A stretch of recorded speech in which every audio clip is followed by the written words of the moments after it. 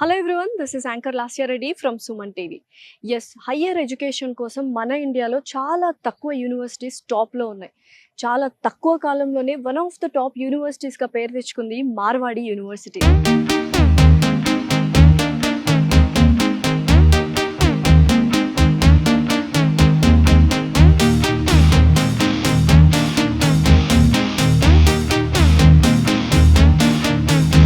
So ప్రస్తుతం నేను మార్వాడి యూనివర్సిటీలో ఉన్నాను.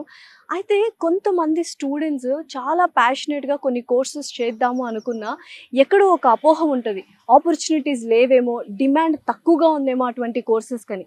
అలాంటి వాళ్ళందరికీ ఈ వీడియో నిజంగానే చాలా యూస్ఫుల్ అవుతుంది. ఎందుకంటే మన India as a developing nation, అలాంటప్పుడు ఇన్ఫ్రాస్ట్రక్చర్కి చాలా స్కోప్ ఉంటుంది. అండ్ మేక్ ఇన్ ఇండియా అనే ఒక బ్యూటిఫుల్ కాన్సెప్ట్ని తీసుకొచ్చారు. అలాంటప్పుడు మ్యానుఫ్యాక్చరింగ్కి కూడా చాలా స్కోప్ ఉంటుంది. ఇలాంటి స్కోప్ ఉన్న డిమాండ్ ఉన్న కోర్సెస్ నేర్చుకుంటే ఫ్యూచర్లో మనకి ఏంటంటే మంచి ఆపర్చునిటీస్ ఉంటాయి. సో ఇప్పుడు ఎవరు ఆ కోర్సెస్ చూస్ చేసుకోవట్లేదు కాబట్టి ఫ్యూచర్లో వాటికి డిమాండ్ పెరిగే అవకాశాలు ఉంటాయి, ఆపర్చునిటీస్ ఇంక్రీజ్ అయ్యే అవకాశాలు ఉంటాయి. సో ఆ కోర్సెస్ ఏంటి, ఆ కోర్సెస్కి ఎటువంటి డిమాండ్ ఉంటుంది ఫ్యూచర్లో, అండ్ ఆపర్చునిటీస్ ఎలా ఉంటాయని ఈ వీడియోలో డిస్కస్ చేద్దాం రండి.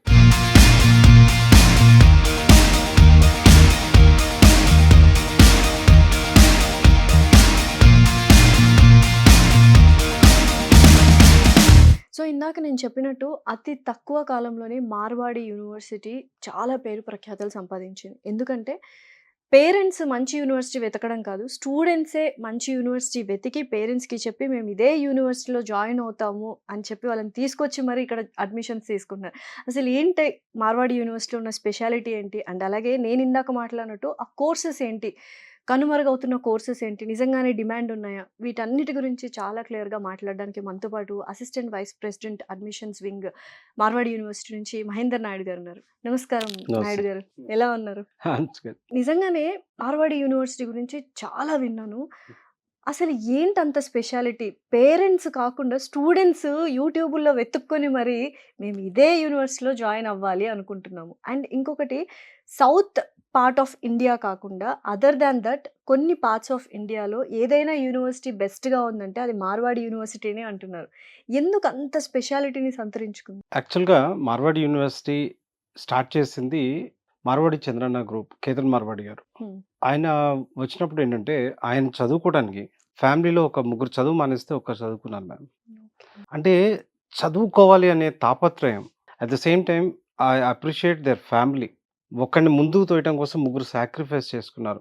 అటువంటి హిస్టరీ నుంచి వచ్చిన మనిషి ఆ ఇన్స్టిట్యూషన్ మేనేజ్ చేస్తుంటే ఎలా ఉంటుంది?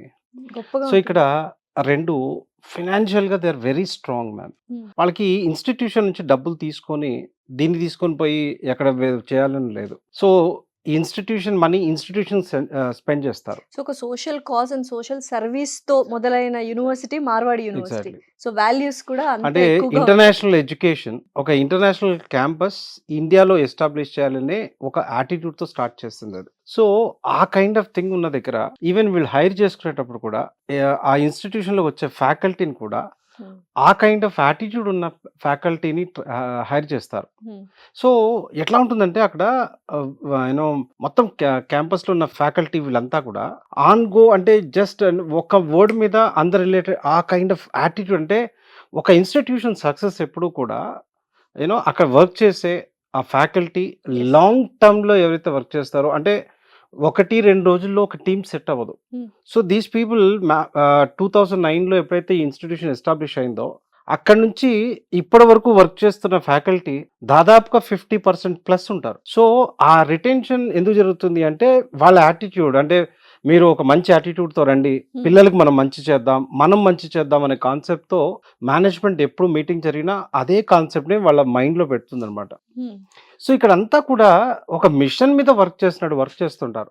సో దానివల్ల మార్వాడి యూనివర్సిటీ ఏది చేసినా అవతల వాళ్ళకి చాలా గొప్పగా కనపడుతుంది. సో ఇక్కడికి వస్తున్న పిల్లలు ఎలా వస్తున్నారు అంటే, ఎవరైతే సీనియర్ పిల్లలు ఉన్నారో ఈ సీనియర్ పిల్లలు వాళ్ళ కాలేజెస్లో కానీ వాళ్ళ ఇంటి దగ్గర కానీ మా కాలేజ్లో ఈ రకంగా ఉంటుంది అనే పాయింట్లో గ్రేట్గా చెప్తున్నారు. సో ఇప్పటి వరకు ఎడ్యుకేషన్ గురించి పాయింట్అవుట్ చేసిన పిల్లోడే లేడు. సీరియస్లీ. అండ్ నేను కూడా చూశాను కౌన్సిలింగ్లో, అసలు పిల్లలు ఎంత హ్యాపీగా ఫీల్ అయ్యారంటే వాళ్ళకంటే డబుల్ హ్యాపీ పేరెంట్స్. అసలు ఇన్‌ఫ్రాస్ట్రక్చర్ కావచ్చు, రాగానే ఇలా చూసి వావ్! అన్న that is my expression. Right.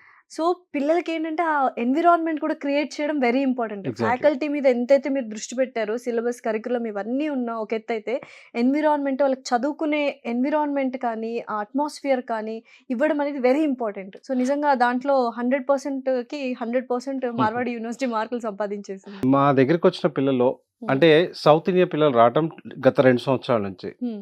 అంటే మా వైపు ఇన్ని సంవత్సరాల్లో రైట్ ఎడ్యుకేషన్ పరంగా, ఫ్యాకల్టీ పరంగా లేదా ప్లేస్‌మెంట్స్ పరంగా ఒక్కసారి కూడా ఎవరు పాయింట్ ఔట్ చేయరు. బట్ ఫుడ్ పరంగా మీరు తియ్యగా ఉంటాయి మీ ఫుడ్డు, మేము స్పైసీ తింటాం అనే పాయింట్‌లో సౌత్ ఇండియా ఉంటారు. హ్మ్. సో, వి ట్రైడ్ అంటే బోలెడంత లాజిస్టిక్స్ ఉంటాయి బయట నుంచి అన్ని తెప్పించడం కానీ, లేదా అక్కడి నుంచి మెస్ ఇక్కడికొచ్చి వర్క్ చేయటం కానీ. సో, స్లోలీ లోకల్ వాళ్ళతో ట్రై చేసాం. వాళ్ళు మా పిల్లలకి ఆ సాటిస్ఫైడ్ అక్కడి వరకు తీసుకెళ్ళలేకపోతున్నారు. హ్మ్. ఆ సాటిస్ఫాక్షన్ లేదు. ఓపెన్‌గా చెప్తున్నాను. నిజంగా ఇంత ఓపెన్‌గా ఎవరు చెప్తారు? ఇప్పుడు హ్మ్. అన్నీ సెట్ చేసాం. హ్మ్. రైట్. ఫుడ్ దగ్గర రైస్ దగ్గర నుంచి పికిల్స్ వరకు కూడా సౌత్ ఇండియా నుంచే తెప్పిస్తున్నాం. ఓహ్! సూపర్. సో, ఆ రకంగా చూసుకుంటే ఇప్పుడు 100%కి చాలా దగ్గరగా ఉన్నామని చెప్తాను. డెఫినెట్‌లీ అది అచీవ్ అయ్యినట్టున్నారు యాక్చువల్‌గా యెస్. ఫుడ్ విషయంలో. అవును. అయితే ఇప్పుడు ఈ వీడియోలో, ఈ ఇంటర్వ్యూలో నేను రెగ్యులర్‌గా అందరూ అడిగే క్వెషన్స్ గాకుండా, అందరూ అడిగే కోర్సెస్ గురించి కాకుండా, డిఫరెంట్ కోర్సెస్ గురించి, కొన్ని కనుమరుగైపోయాయి, డిమాండ్ లేదు, ఆపర్చునిటీ లేదు అన్న కోర్సెస్ గురించి ఇవాళ మాట్లాడాలనుకుంటున్నాను. తప్పకుండా. అసలు బీటెక్ అంటే సీఎస్‌సి అంటే బీటెక్ అయిపోయింది. ఆర్టిఫిషియల్ ఇంటెలిజెన్స్ ఒకటి యాడ్ అయిపోయింది. కానీ హ్మ్. అంటే మా బాబాయ్ వాళ్ళు కానీ, నాన్నలు ఇలా చూసుకున్నట్లయితే ఇంజినీరింగ్ అంటే either civil engineering or mechanical engineering. Exactly. ఇప్పుడసలు లేవు. కొంత ఒక 'హ్యాపీ డేస్' మూవీలో సీబీఐటీ చూసినప్పుడు మంచిగా అనిపించింది. అరే! అట్‌లీస్ట్ అందులో అయినా ఉందని. హ్మ్. బట్ స్టూడెంట్స్ ఎవరు తీసుకోవడానికి ఇష్టపడట్లేదు. నిజంగానే ఆపర్చునిటీస్, డిమాండ్ ఎలా ఉంది? ఉన్నాయా? లేదా? అంటే దీంట్లో ఏంటి అంటే ట్రాన్స్‌ఫర్మేషన్ అనేది ఇంపార్టెంట్. హ్మ్. అంటే మనకి ఆహ్, మనం చూస్తే ఆఫ్టర్ ఇండిపెండెన్స్ హ్మ్. మనం అన్నిట్లో జీరోలోనే ఉన్నాం. హ్మ్. ఇన్‌ఫ్రాస్ట్రక్చర్ లేదు. మ్యానుఫ్యాక్చరింగ్ సెక్టర్స్ లేవు. At the same time government తరపు నుంచి కూడా ఆర్గనైజేషన్స్ ఏం లేవు. మన సో మెనీ హ్మ్. ఐరన్ రిలేటెడ్ అంటే మనం బీహెచ్‌ఎల్ లాంటివో రైట్ కోల్ ఇండియా లాంటివో ఇట్లా ఏ కైండ్ ఆఫ్ ఇండస్ట్రీస్ లేవు. హ్మ్. అయన్నీ ఒక్కొక్కటి గ్రో అవుతూ వచ్చాం.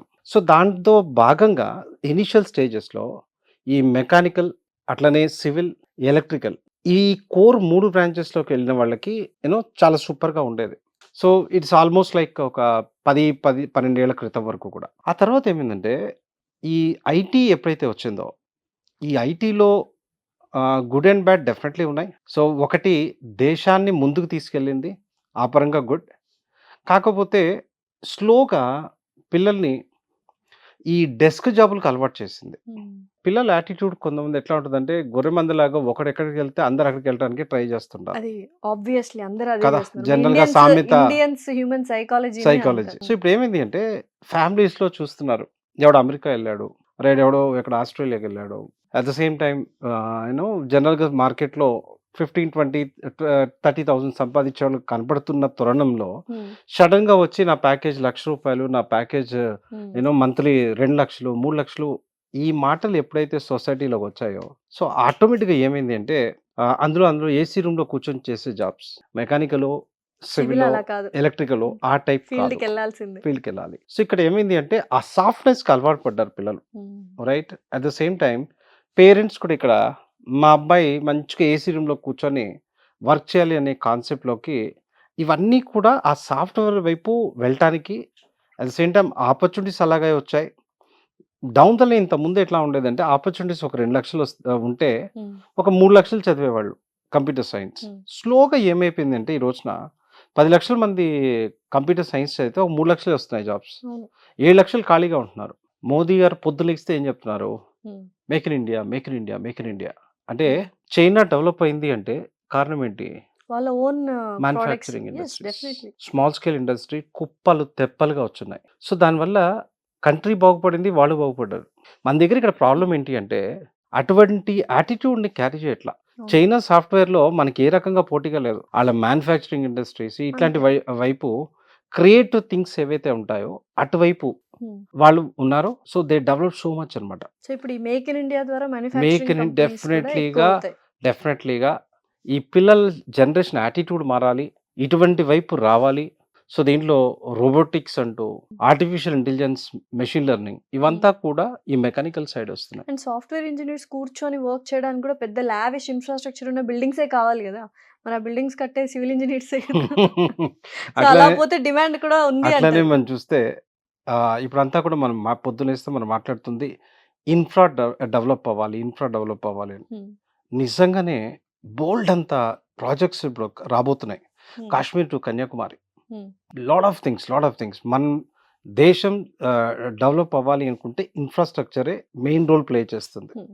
సో, ఈ రెండిటికి సంబంధించిన బ్రాంచెసే ఈ మెకానికల్, సివిల్. సో, మరి ఇంతగా జరుగుతున్నప్పుడు, జరగాల్సి ఉన్నప్పుడు మరి వాటికి డిమాండ్ లేకుండా ఉంటుందంటారా? అది జస్ట్ మనం క్రియేట్ చేసిన ఇదనమాట. Pseudo propaganda. Exactly. So, compulsory mechanical and civil engineering వాళ్ళకి కూడా డిమాండ్ ఎక్కువగా ఉంది వెన్ కంపారిటివ్‌లీ సీఎస్‌సి వాళ్ళకి. ఎగ్జాక్ట్‌లీ. అసలు దాంట్లో ఎళ్ళేవాళ్ళే పిల్లలు ఒకప్పుడు హ్మ్. ఆహ్, మొత్తం మన ఆంధ్ర, తెలంగాణలో చూస్తే హ్మ్. దాదాపుగా 1,00,000 సీట్లుండేవి. ఏది మెకానికల్ అండ్ సివిల్ కలుపుకుంటే 1,00,000 పైన సీట్స్ ఉండేవి.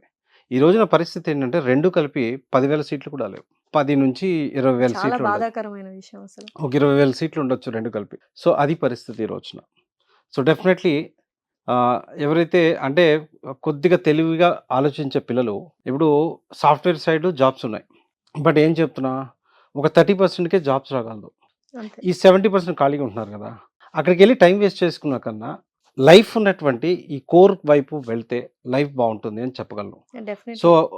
మీరు మా హెచ్ఓడీస్ సివిల్ హెచ్ఓడి అదే విధంగా మెకానికల్ హెచ్ఓడి వాళ్ళిద్దరితో అసలు దీంట్లో ఏం చేంజెస్ జరుగుతున్నాయో ఒక్కసారి వారి మాటల్లో వినండి.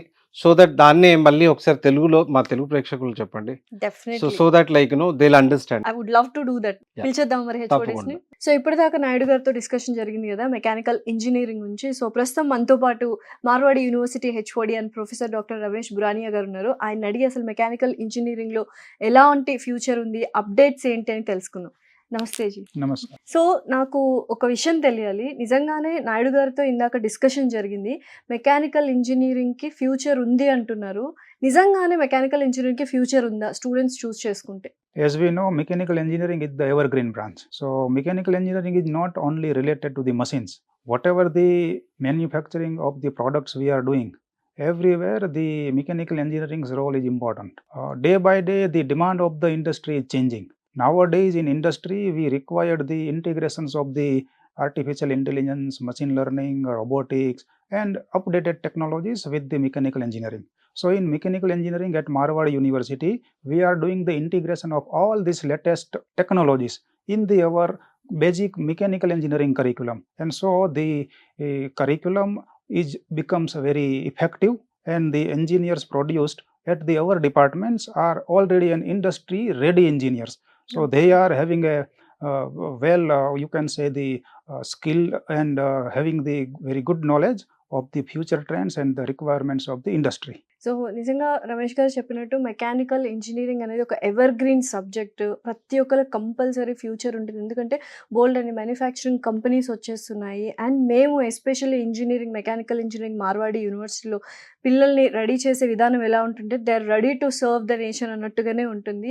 ఏంటంటే వాళ్ళు ఎవ్రీథింగ్ అప్డేటెడ్ వర్షన్‌లోనే మేము నేర్పించగలుగుతాం వాళ్ళకి. అండ్ మెకానికల్ ఇంజినీరింగ్‌కి చాలా స్కోప్ ఉంది అని చెప్తున్నారు. సో, చాలామంది కొన్ని ఇన్‌స్టిట్యూషన్స్‌లో ఎవరైతే మెకానికల్ ఇంజినీరింగ్ చదువుతున్నారో వాళ్ళకి ఆపర్చునిటీస్ లేవు, జాబులు లేవు అంటున్నారు. మీరేమో మా మార్వాడి యూనివర్సిటీలో మెకానికల్ ఇంజినీరింగ్ చేసిన వాళ్ళకి ఖచ్చితంగా జాబులు ఉంటాయంటున్నారు.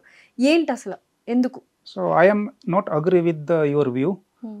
If you consider the graduates of the Marwar University, we are training them in total different way. హ్మ్. If you compare with the other institutes or the universities where the mechanical engineering students are given the training, we are totally in different way. హ్మ్. The curriculum of the mechanical engineering is well defined, as well as the latest technology is also integrated time to time. And in this way, the basic mechanical engineering is integrated with the latest technology of the requirements as per the requirements of the industry. Hmm. Second important thing, we have a very good collaboration with the different industries. Hmm. And from the industry we are getting a input which types of the training students are required. So Okay. based on that we are making a good trainings of the student which is exactly the requirement of the current industries. We have a good collaboration with the industry and we are sending frequently our students to the industry for the training, internship and field visits. And based on that our students are having a very good exposure of the what are the needs of the industry. Third one, our faculty members are very good at the research. Our faculty members and the most of the departments faculty are getting a grant from the government agencies for doing the research. We are involving faculty member along with our students also in these research activities, and as a result our students are very good at the research level also. So together these all things makes our graduate students very strong in fundamental as well as the application level of the engineering. So Okay. this makes our students totally different and they are highly employable as per the requirements of the industry. So యూజువల్గా mechanical engineering ఎవరైతే చదువుతున్నారో మా యూనివర్సిటీలో చాలా డిఫరెంట్గా మేము వాళ్ళని train చేయడం జరుగుతుంది అంటున్నారు. ఎందుకంటే ఫస్ట్ వాళ్ళ కరికులం ఏదైతే ఉందో దాన్ని అప్గ్రేడెడ్ ఇంటిగ్రేటెడ్ కోర్సెస్ లాగా చేసి ఇంక్లూడ్ చేస్తున్నాము అన్నారు. అండ్ ఎస్పెషలీ బోల్డ్ అన్ని ఇండస్ట్రీస్తో వాళ్ళు కొలాబరేషన్ ఉండడం జరిగింది. ఫ్యాకల్టీ కూడా రీసెర్చ్ ఓరియంటెడ్గానే చెప్పడం జరుగుతుంది అన్నారు.